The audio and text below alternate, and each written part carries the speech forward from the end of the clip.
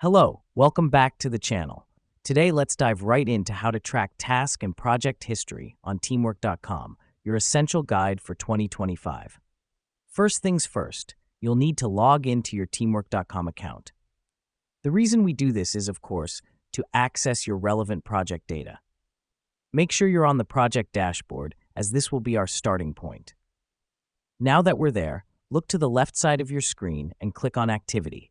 This tab gives you a detailed view of everything that's happened in your project. This helps us because it allows us to track every single change, update, or addition made to the project since it began. Next up, we want to check out the Everything tab. This is located at the top of the activity page. It shows all activities across all your projects. It's especially useful when you're managing multiple projects and need an overview of everything that's happening. Let me explain why this matters. It gives you a bird's eye view of your project's progression, helping you identify trends and patterns. But what if you want to track a specific task's history?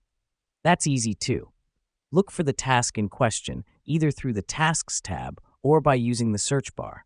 Once you've found it, click on it to open up its details. The reason we do this is to get a more detailed look at the task's evolution. Here's what's happening behind the scenes. When you open a task, you'll see a History tab. Click on it.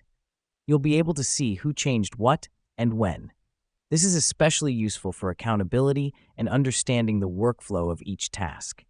And that's it. You've learned how to track task and project history on teamwork.com.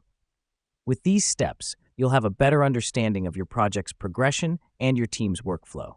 Thanks for joining us today, and we look forward to seeing you in our next tutorial.